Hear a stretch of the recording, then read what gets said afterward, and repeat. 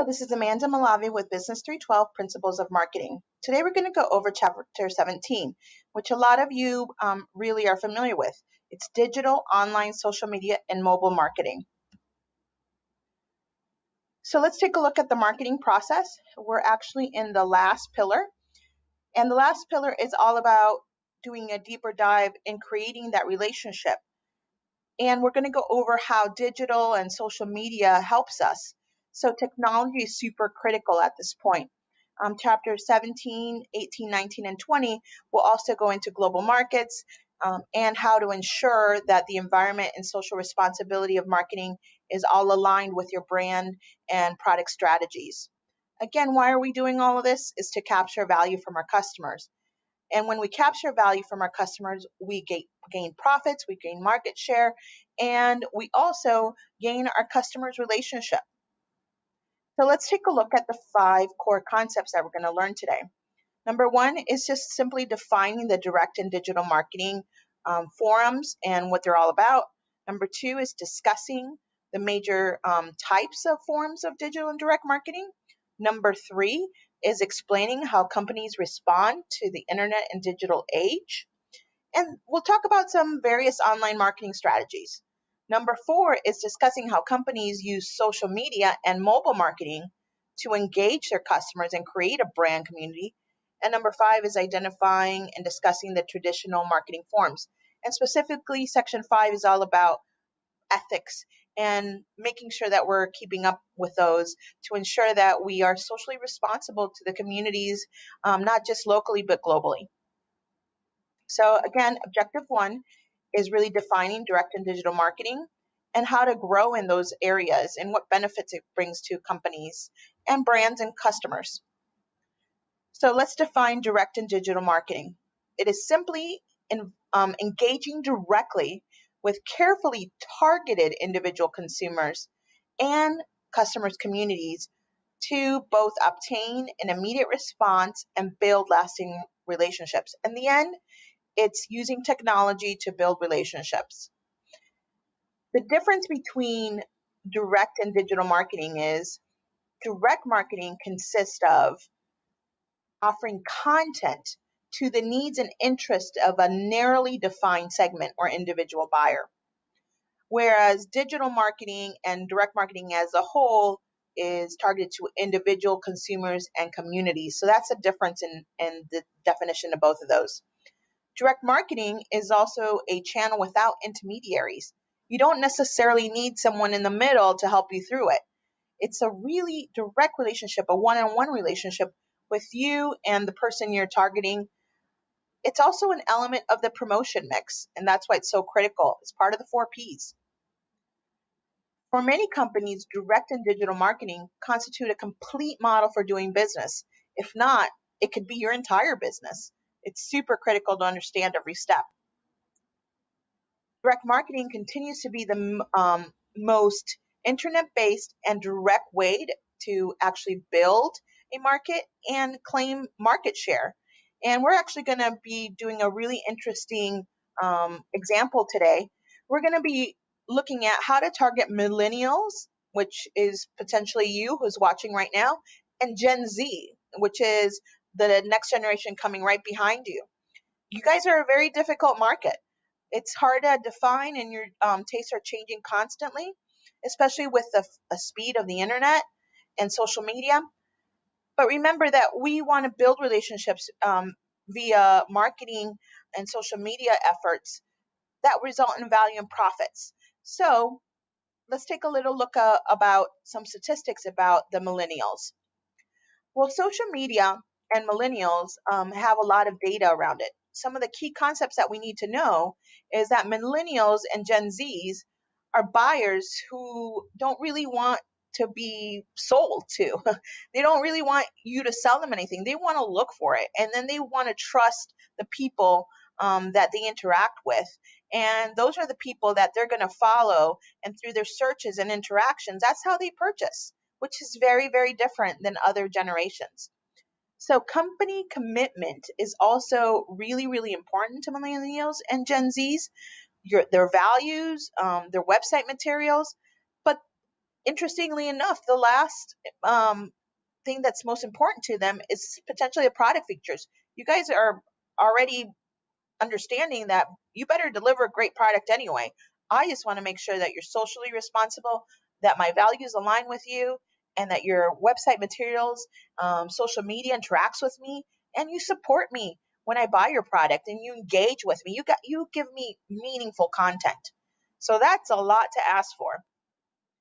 But today, what we're going to do is actually look at a company that actually grew specifically from social media, and it's a young kid. He was 19 when he started this, and he grew this company called Gymshark to a multi-million dollar brand. And he did it all with non-celebrity fitness influencers. And he's really, really trying to focus on not only millennials, but Gen Z. And they don't want celebrities. They want people that engage and that they're interested in the same things. So let's take a look at this video. I'm not going to actually remove the ads this time because I also want to show you that even when you don't want ads, they show up. And there's hopefully showing up to the content that you like. Again, it's tied to my YouTube, so it might be content that you don't like, but let's take a look. So here is the owner of Gymshark. I'm Ben and I love to make things. And one of those things is Gymshark, which I created when I was 19 years old. I'm now 24 and I've never had so much going on in my life.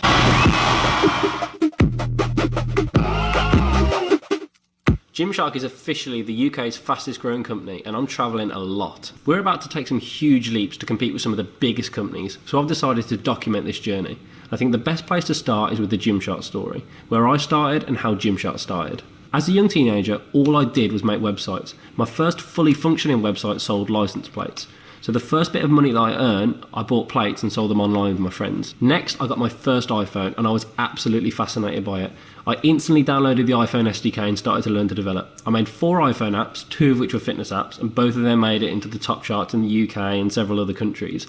And they were about teaching you how to work out, populating your calendar and diary with workouts and things like that. Next, I made a fitness social network website called twotone.com. It got several thousand members, but it just wasn't getting the traffic for it to be sustainable. And then the next website I made was the Gymshark website. I incorporated Gymshark in 2012 with my friend Lewis. Another time I'd spend all my day at university, then after that I'd deliver pizzas for Pizza Hut, and any time in between the two I'd spend in the gym or working on Gymshark. Now, we couldn't afford to stop because we had no money, so the solution that I thought up was to have every single supplement that you can ever imagine on the website, and we didn't stock any of them. And what I did was, when people would order off the website, it would automatically trigger another retailer to drop ship the supplement to them, and we just add a small margin to it. And I think it took about 2 months to get our first sale. And we've done a lot of world tours and we met a lot of people at expos. Okay, I'm not going to go through the entire video, but you can see that he learned the products and he built them, and basically he started this multi-million dollar business through technology and nothing with the typical marketing campaigns. We'll take a little deeper dive into what he's done, but if you want to watch that video, all you have to do on the presentations is click on the specific picture, and I've linked it. So again, he didn't use any celebrity influencers. He used technology that he built, and since he didn't really make a lot of money, and he actually said he was still working at Pizza Hut, which, by the way, I worked at Pizza Hut at 17, 18 years old as well, a great place. He actually used the most effective, the cheapest ways to market his product, and he's done really, really well. So let's take a look. So let's talk a little bit about growth benefits of direct and digital marketing. For buyers, direct and digital marketing, it's convenient. You can sell millions of products just like he did by drop shipping products. You have access to products and competitors like never before. Again, it's brilliant to drop ship, so therefore you don't have to have a warehouse. It's interactive and it's intermediate. For sellers, again, it's the same thing. You got a tool to build your customer relationships. It's low cost, it's efficient, and it's flexible. You have access to millions of buyers, reachable through many, many channels. You just got to figure out how to communicate with them the best.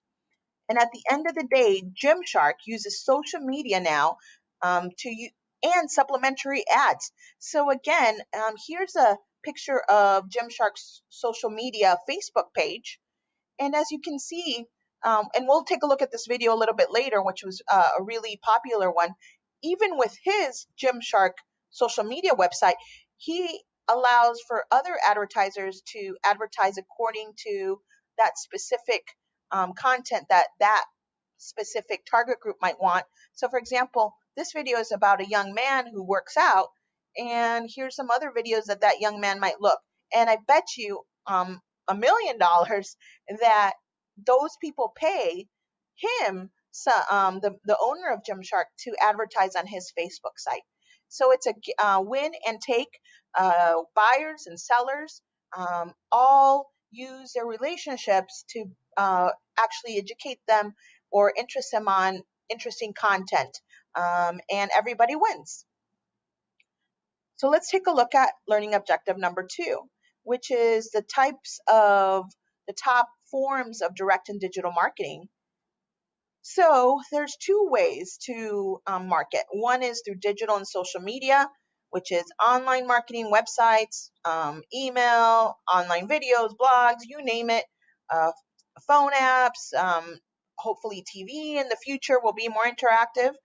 And we have, in the case of Gymshark uses a non-celebrity, and her name is Whitney. And Whitney is super, super popular. As a matter of fact, her videos get 1.3 million views. And she does these videos just in her bedroom with her dog in the back. So from that perspective, social media, digital media is super, super effective. The interesting part about Gymshark too is that they use traditional media, retail stores, they have catalogs, but they tie it in with technology. So from that perspective, I'm going to show you an example where they use Whitney at the retail store level. So we'll take a look at that. And at the end, we use the traditional retail store in the example of Gymshark, and use Whitney, who's a social media influencer, and we tie them all together so that they have an integrated marketing program, so that the customers from Gymshark know that it's all about them, it's all about what they want, and we build relationships that build profitable companies such as Gymshark in the long run. So let's take a look at objective number 3. Let's explain how companies respond to the internet and digital age. And we'll go into a couple of different strategies, specifically around what Gymshark did. So remember Whitney? Well, Whitney Simmons continues to be a promoter for Gymshark. She has actually got marketing on the internet, through ads, through Google ads, etc. And again, she put out an ad just about some reviews of her new workout gear, and it's about Gymshark, and she got 404 views. And this was just 2 months ago. So we are in June, so around the April time frame. So what this tells us is that influencers, not necessarily celebrities, work on millennials and Generation Z because they trust them. It has to be people that they trust and relate to, probably not a celebrity. There's actually data that shows that celebrities are kind of out for millennials and Gen Zs. And so from that perspective, it's just people, sometimes ordinary people, people just like you or I, that are out there that for some reason we connect with.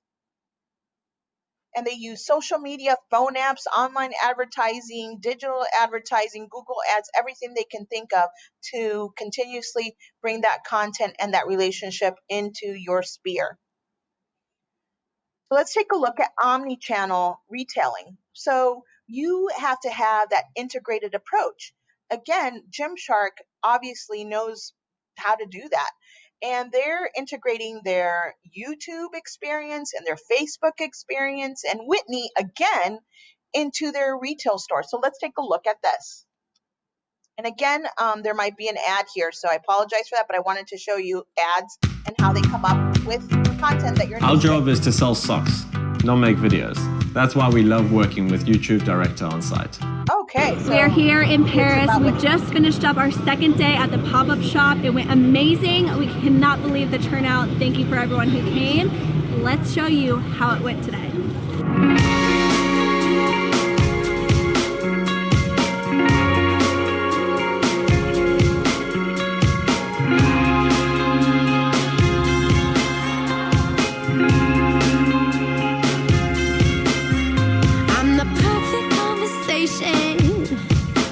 So at the end, they're using pictures of people that you could connect with if you're a millennial or Gen Z, cool looking people, people that look like you guys, a store, and Whitney, who's in Paris, and she's going to give you the lowdown. Again, that's super, super effective. And that's how you tie the Omni channel or the entire marketing program, including retail, into your business. So again, she got 54,000 views, 54,112 with my view. And at the end of the day, Whitney, a non-celebrity who I didn't know of at all until today when I was searching for a company to highlight, and she's generated in 3 ads, that's 3 ads, 1.8 million views. Amazing. Let's go into what online marketing is made up of. Online marketing is marketing via the internet using company websites, online ads and promotions, email, video, blogs, etc. So I'm not going to go through each one of these, but the gist of marketing websites is to drive a closer relationship with your customer so that they directly purchase through a website. There's branded community websites. So for example, there might be a website that Gymshark creates about workouts. Like he said, he had created phone apps that weren't related to Gymshark, but were related to physical fitness. There's online advertising, of course, there's display ads, which we've seen, and other ways to really get search-related ads in front of a targeted customer. There's also email marketing. Email marketing is not dead. It's still very, very effective. However, there's some things that you need to be aware of, such as spam. And one of the ways that Google's done a great job of removing spam is by having that promotion section on your Gmail.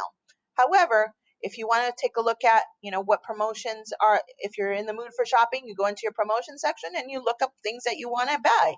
I think that's brilliant. The other way that online and email marketing is introduced to you guys is it's whether you want to get a message or not. A lot of times, if you get an ad and you want to get content, you're asked to sign up. And I think that that's another really great way to interact when you want to interact. So a lot of people will sign up to Gymshark's email newsletter because it might have really interesting content that might not be available to anybody, or different discounts that are not available to anyone. So again, as a marketer, you need to make that meaningful for them to actually sign up to your email newsletters. So we also have online videos, viral marketing. I love viral marketing ads. I think they're amazing, and I love seeing, what things are super popular. Sometimes it can be really interesting things or even dumb things, but I love seeing whatever pops up. And then blogs.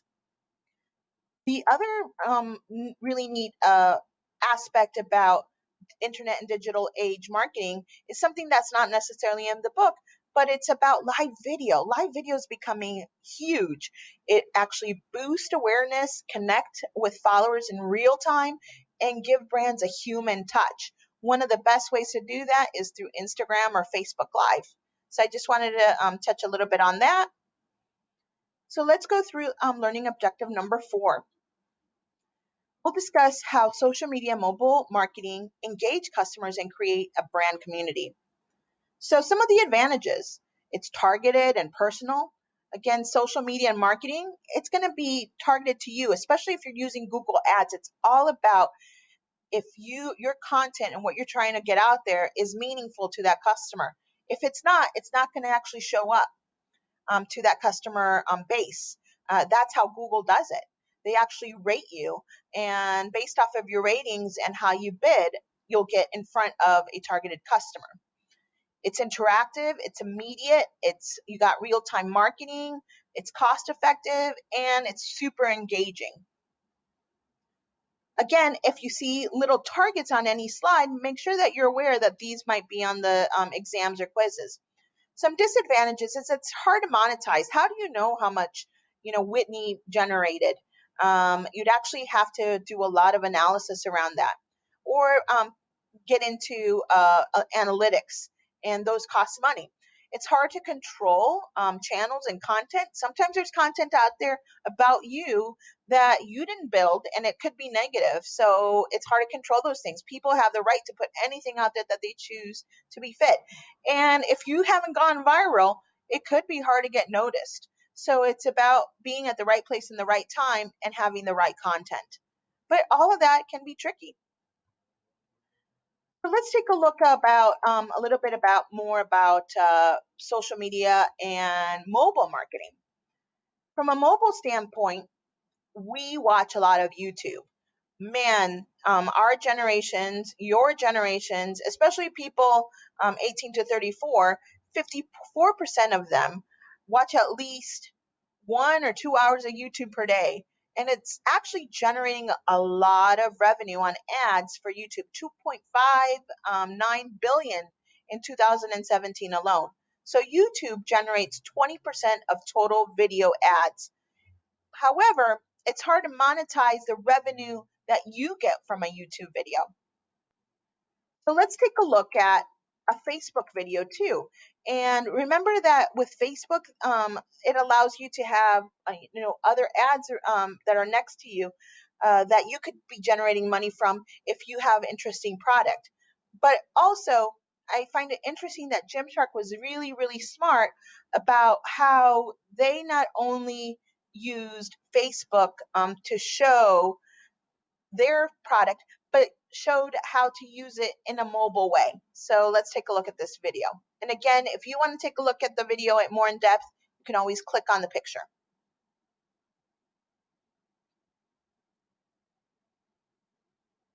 Here's the ads that are also coming up that are relevant to me as that Facebook owner.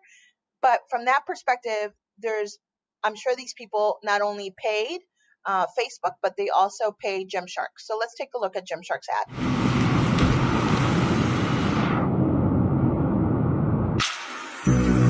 Got me loving in the morning, got me singing in the pouring rain, got me wrapped around a finger, I'm perfect in the palm of your hand.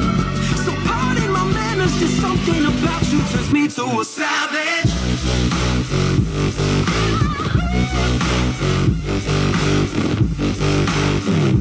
Savage. And baby, every time you walk by, I can feel your magic in the air. So pardon my manners, just something about you turns me to a savage.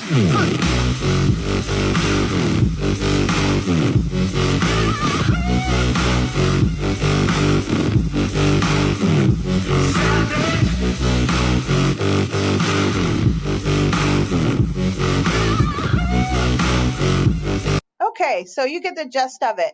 It's a really great video. It's somebody that's unknown. He's super, into working out, and he shows the different stages of the Gymshark gear, all the way from the hoodie, and he starts taking different pieces of gear off, and then he highlights different parts of, running shorts, t-shirts, etc. So that's a really great ad. So let's take a look at learning objective number 5, which is identify and discuss traditional marketing forums and some social and ethical issues represented by direct marketing. So some traditional marketing forums are actually all about direct mail marketing. So it's about getting an announcement or reminder to a particular address, so somebody's actual home.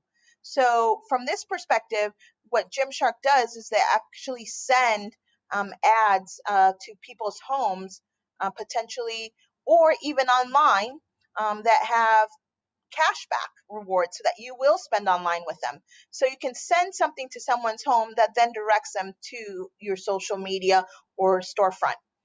It's personalized, it's easy to measure, it costs more than mass media, but it provides better results. So again, if there's a target on any of these slides, you need to know them. There's catalog direct marketing. Some of the benefits of catalog direct marketing are lower cost. There are unlimited amounts of merchandise that you can put on any catalog. There's real-time merchandising. There's interactive content. And there's also web-based marketing. So here's a catalog with web. And this is Gymshark's again. So they have all of their products in one place. However, some challenges of web-based catalogs is that it requires marketing. You got to get people to your website. So again, your social media should be getting them not just to watch those cool videos, but to actually click and buy something. That's the whole gist of this whole marketing procedure. So it's also very difficult in attracting new customers at times, unless you have some sort of viral ad and something really cool that everybody wants. But again, with an omni-channel integrated marketing plan that attracts you on Facebook, on YouTube, on Instagram, on your Google searches, at the retail store, at the storefronts, and even on the internet with the website, it all actually produces great results. So there's also telemarketing, which of course Gymshark doesn't necessarily do, but you can do if you have a specific product or something that maybe is really important to a specific generation that does like telemarketing. There's outbound telemarketing ads and there's inbound telemarketing ads. Outbound means that they're selling directly to consumer or business. Inbound means that you set up a toll-free 800 number and people receive orders for ads or for television advertisements through that 800 number. So we see that a lot on our TV. So those are the ways that if Gymshark wanted to, he could put an ad out on ESPN and say, call now for a 15% discount on blah, blah, blah, blah, blah. So that's a way that Gymshark could use this. There's also direct response television. These are the 60 to 20-second advertisements or 30-minute infomercials, as we talked about, that Gymshark could do. And here's a couple of examples that Gymshark could actually put on TV. So Gymshark already has a lot of infomercials on Facebook, on YouTube, etc. And he could utilize those in connection with real TV like CNN, ESPN, or wherever his target market goes to, and actually get them to purchase or at least build brand awareness. There's kiosk marketing. Gymshark could actually build kiosks. This particular kiosk is all about fitness and fuel. He could build something very similar that has products to purchase and then his t-shirts or some of his products here. You all know that sometimes we just want to, get an, maybe we forgot a t-shirt, maybe we forgot socks, or we actually want a headset, whatever it might be, could be built through a kiosk as well. So let's take a look at some public policy issues regarding direct and digital marketing. So these are things you always need to be aware of. Gymshark too. Don't irritate your customers. Don't offend anyone. Make sure that it includes everyone, and you're not getting an unfair advantage, because nobody likes that. Remember that buyers are really sophisticated, but don't take advantage of impulsive or less sophisticated buyers. Deception never is a good deal. Don't bait and switch people. Make sure that you really look at copyright issues as well, and don't mislead folks. Fraud, of course, don't do that. And then just consumer privacy laws. You need to understand not just the U.S. Privacy laws, but global privacy laws about being fair and marketing to not only your target group, but how those marketing ads are going to impact other consumers, like young consumers or other companies. So let's take a look at the last part of this chapter, which is a need for action. Again, we had our ethics discussions on McDonald's and on how they actually target to children.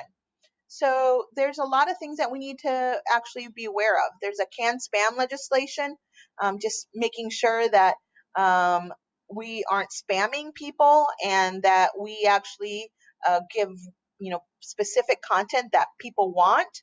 So that's one of the ways that action is being taken by policy makers so that we're not using digital marketing inappropriately.